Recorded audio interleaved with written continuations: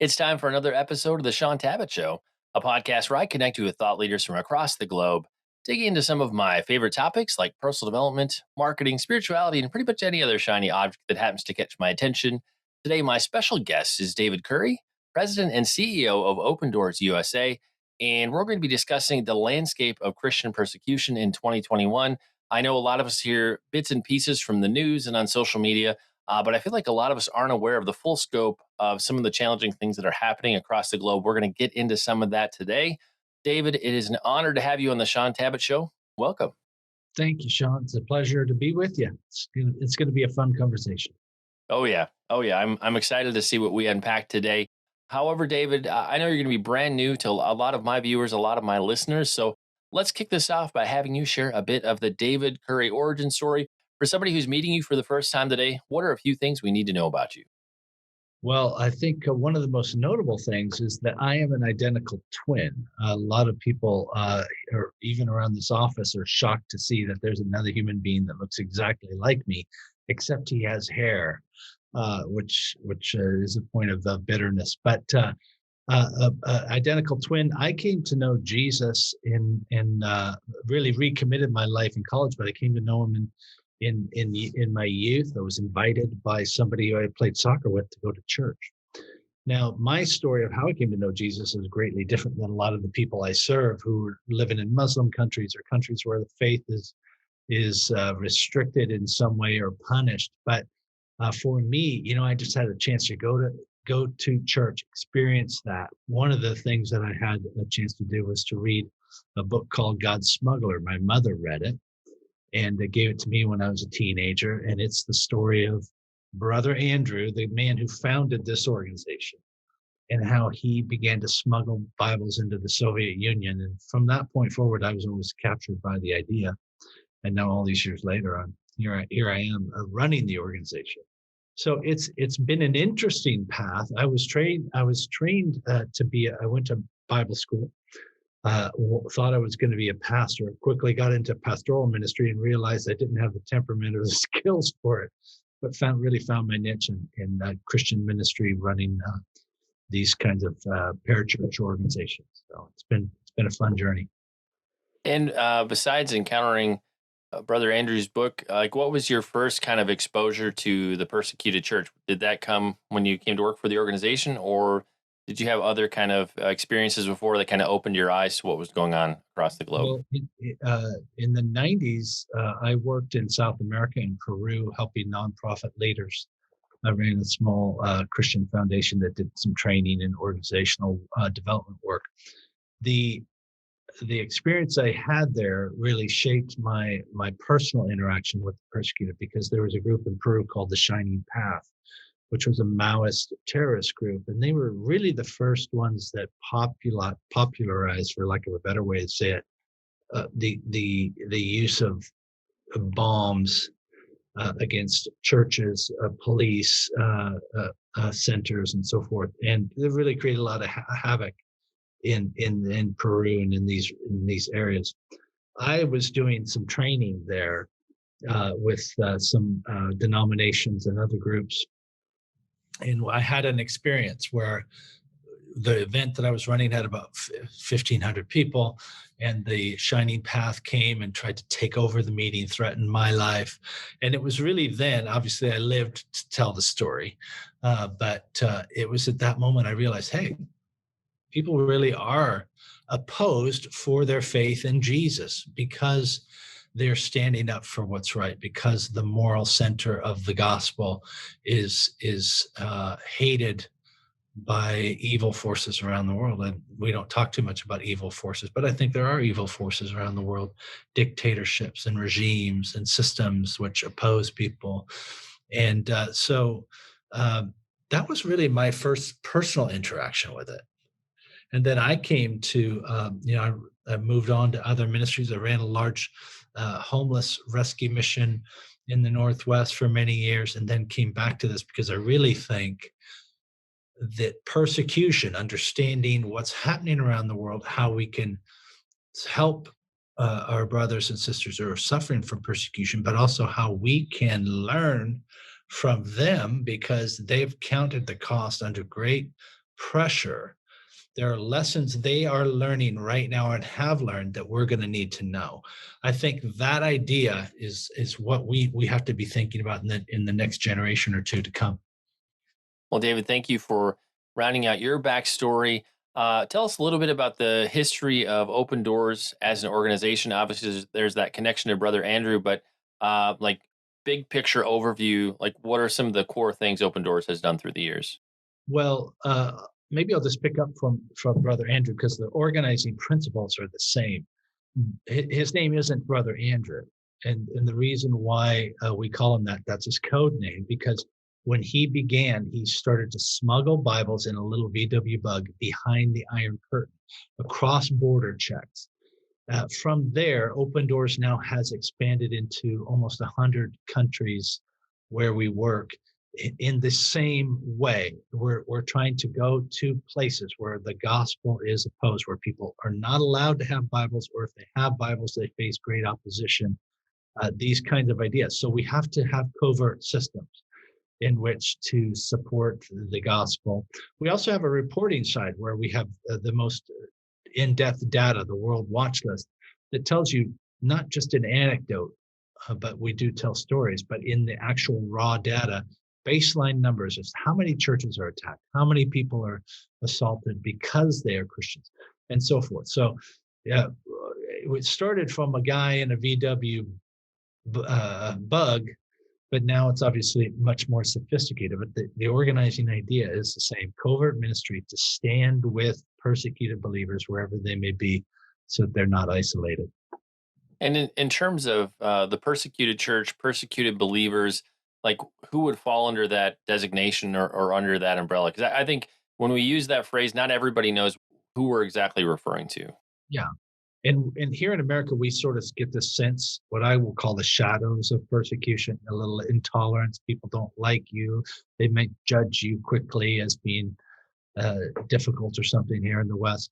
What I'm referring to is on one side a extreme discrimination or oppression for their faith, all the way up to physical violence and death for your faith.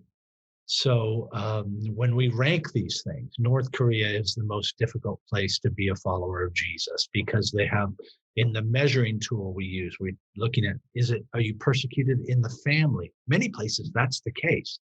If you come from an honor system, an Islamic family, and you become a follower of Jesus, your family could persecute you, physically hurt you, even kill you. We measure the government pressured. Is the government using their borders and their police and their monitoring systems to watch you? Are you going to lose your job? These kinds of things. North Korea is number one and has been for many, many years. That's because they control all of the elements of life: where you get your food, where you live, whether the police force, they're all looking for, do you have a Bible? If you do, you're going to go to labor camp. So right now there's 60,000 people or more, we don't have an exact number, who are in labor camps now because they owned a Bible, because they were known to be a Christian in North Korea. So that's on one end. And by the way, I would say number two and three, Afghanistan, Somalia, Islamic cultures, tribal systems as well, where if you are known to be a Christian, you will pretty much, you could literally lose your head and be killed in a vigilante justice sort of way. So there are those extremes, and it's not a small amount of people. It's a significant number of people who live in these very extreme situations. And then you have discrimination of the sort that you see in China, for example, where you have 100 million Christians now who are monitored using artificial intelligence, tracked. They know when they go to church, and they're using that data to score them as bad citizens. So you want to take your son or your daughter to Bible study, to youth group? Can't do it. If you do, they're not going to be able to go to the college of their choice. You're going to lose your job. So it's a very sophisticated system. That's an oppression and discrimination because they're followers of Jesus. And then there are other cases, even farther down the line, where There's very severe discrimination, but not on the entire Christian population. Selective areas. I think of Mexico and Colombia, where these are Christian nations. Largely, people self-identify as Christians, but within the drug cartel regions, you have cartels attacking bishops, pastors, priests, because they're standing up in their communities saying, hey, as Christian leaders, we have to say the cartels are stealing our youth. This isn't right. And so then, therefore, they're assassinated, attacked, assaulted. So these kinds of things happen, and all number of things in between. Well, I appreciate kind of the range and the scope that you gave us there. I feel like we can't be reminded enough here in the West, especially in the United States, what is at stake when people come to faith in Jesus in some of these other countries. Like, I feel like oftentimes for us here in the West, it's not such a big deal. I mean, it is a big deal, but we don't have to count the cost of losing our business or our family or possibly our life because we said yes to Jesus. So, in terms of what's at stake, there's a whole lot more in consideration in some of these other places across the globe. In terms of 2020, obviously 2020 between COVID-19 and everything else that unfolded last year brought a lot of changes. But in terms of the impact on Christians and specifically persecuted Christians worldwide, how did the COVID-19 pandemic kind of springboard us into some not so great things for the persecuted church? Well, we saw COVID, and this was unexpected. Maybe we should have expected it, but we saw COVID used as a filter in several places that would add another layer of persecution. What I mean by that is in Pakistan, for example, places like that, where you had Christian nurses being pushed to the front lines without masks, without care, because they were expendable. We reported on that this year. Another case was in India. We had 115,000 families that we found that were denied food when they laid off all these day workers. These Christians went back to their villages. The government distributed food and masks and so forth to these villages. The village leaders or the local government officials would not give them to Christians because they saw them either as expendable, as cursed in their Hindu sense, that they were bringing a curse on the village. So for either political or spiritual, in their mind, spiritual reasons, the Christians weren't getting the food, the masks, the sanitary care in the beginning rounds of this COVID scare. So you had this kind of thing, which was used as a filter. And by the way, that's now happening in Africa as well. So we found that was an interesting dilemma that that we saw that we could not have anticipated on all the chaos of COVID. And in terms of what the persecuted church needs from American Christians, I feel like the easy place we all want to go to is like, oh, people need my money. But what does the church across the globe really need from us?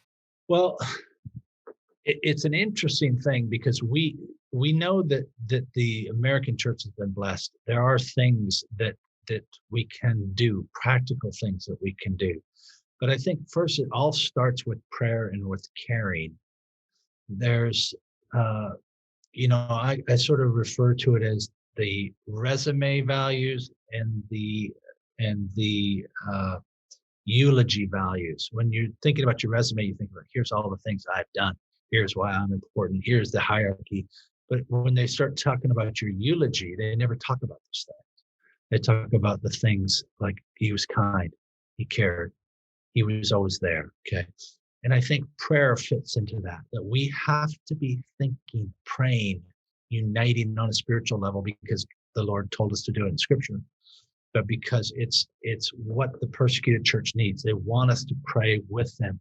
Many of their problems seem so big. You have the North Korean regime, you have Islamic extremism.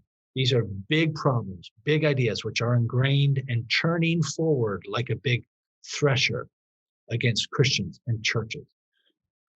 What can we do? Well, we start with prayer because we know that there is a spiritual answer to these physical, very real, tangible problems. I think that's where it starts, and God stirs our hearts for the things that we can invest in. Otherwise, I think you've seen this. Most of your viewers will have seen it.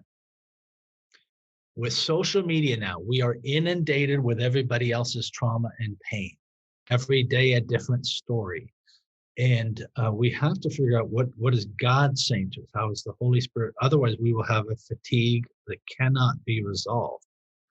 And you just feel like there's never enough and there's this unending need. We're now accessible to everybody's problem. What is God calling us to do? We all have gifts. There are some universal callings to us as a body of Christ. And I think that's where, this begins to stir in our heart, that we were called to pray for people who are in chains or who are punished for the name of Jesus, as if it were ourselves or as if it were our own family. Getting that concept that whether you have money or don't have money, this is your family. Pray for them, care for them, and see what happens from there.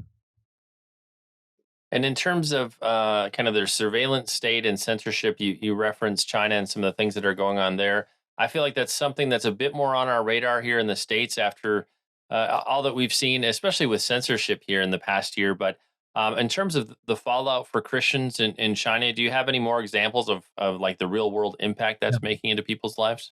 yeah. This is really interesting because I think it's what I call the blueprint for the future of persecution, which is artificial intelligence, data that we have volunteered, all of the social media data, all of your tracking on your phone, all these kinds of things. The cameras now in China, they have cameras on every corner that use artificial intelligence to say, Shaun is going to church 4 times a week or 4 times a month. And he now is also going into this house and that house. Maybe there are small groups there. Maybe that's a house church movement and raiding those houses. We've had cases in at Easter where homes were raided from because they were attending a Zoom church. Like we're on Zoom right now.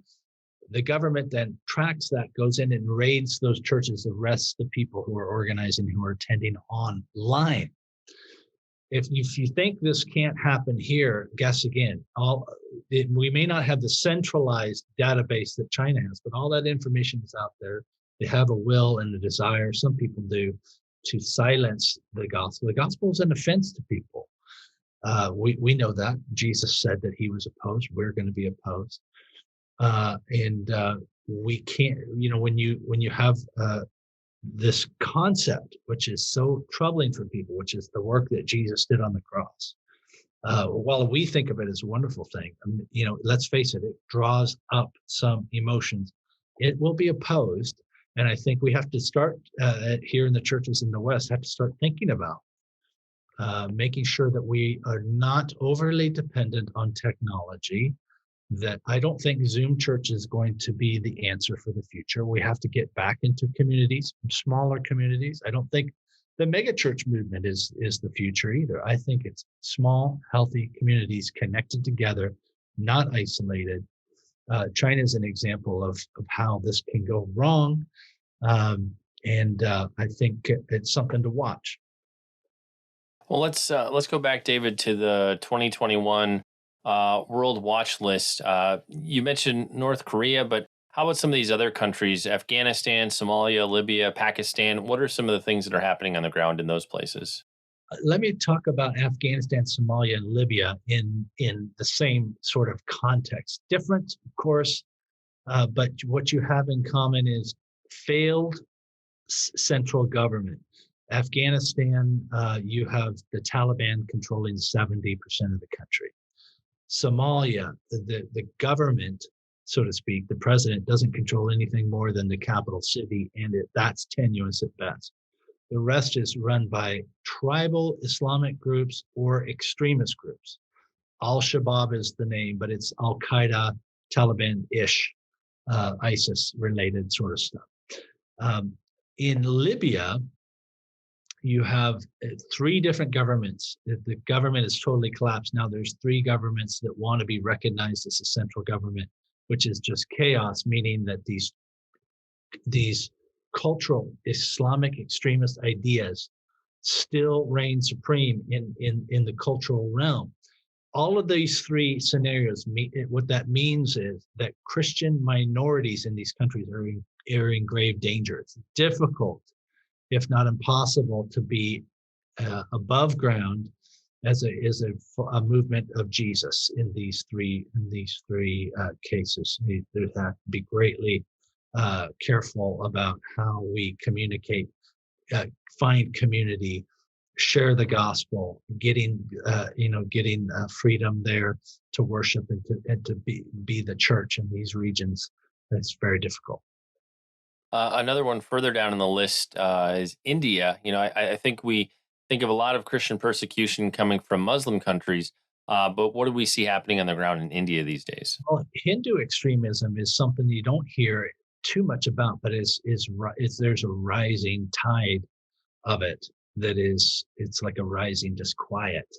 It's not gained the attention, but it's very real. Since 2014 in India, there's been a Hindu nationalist party that's run the country, and you've seen the number of incidents, attacks on churches, persecution, arrests of pastors, just explode 400 times for 400% increase in persecution. It's now in our top 10 of the world watch list, despite the fact it's the world's largest democracy.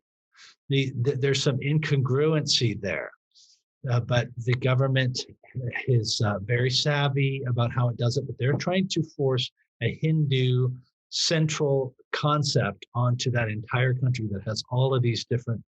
It's very much a country of diversification, multiple currencies, multiple languages, and so on. But and multiple expressions of faith. But now they're trying to say, no, you are not truly a Hindu or an Indian citizen unless you're Hindu, and they're pushing Christians out of the public square. And it's allowing, what it's done is allow these Hindu extremist mobs to have free reign. And in these local municipalities where these people have police chiefs or governors, there's been an incredible rise in persecution. The central government is trying to cut off funding to Christian churches. And you can see large agencies, Christian agencies, aid agencies that have had to leave India because of it. They just do not want any sense of Christian faith in that country, which is a great shame.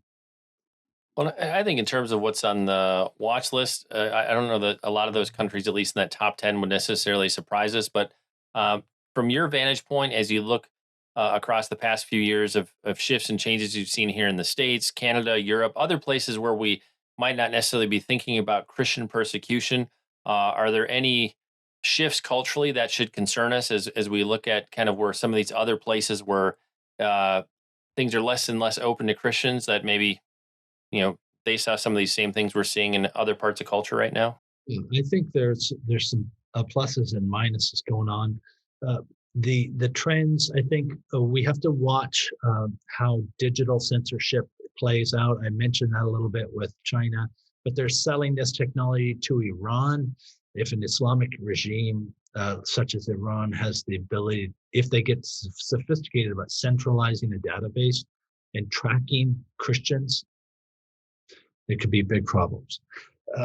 So I think we have to watch that. I think you also have situations like Sudan where they have repealed blasphemy laws. Blasphemy law is a mechanism which is used by vigilantes. It's the government saying anybody who says anything against Islam has committed blasphemy, and you do not have to have proof.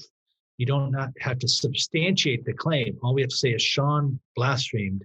You now have a death sentence. Literally pick you up, put you on death row. There are multiple cases like this. Well, Sudan now has repealed that. I think that could be a positive for the future if they can show how you transition out of that kind of thinking. Pakistan and others maybe could follow suit. I'm hoping that could be a step in the right direction. So there are trends going on all the time. Islamic extremism is still embedded. The theology is being taught in their madrasas, in their universities, where their imams come out. The ISIS does not need a capital city in order to spread their ideology. It's still going on. So this is not going to go away. That driver is still moving forward. And you'd mentioned earlier that obviously prayer is a great way for us to be involved. But overall, if people want to find out more, connect with, contribute to the work of Open Doors, what are some of the ways we can be a part of what you're doing? Well, we have this really cool prayer app. It's just prayer and answers to prayer. Pray for the persecuted on Google and Apple platforms. And that's super powerful. You can share your prayers with the people affected.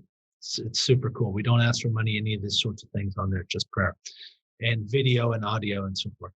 So the other thing is our website, opendoorsusa.org. That's so powerful because we have stories, videos you can see and let God stir your heart for these people.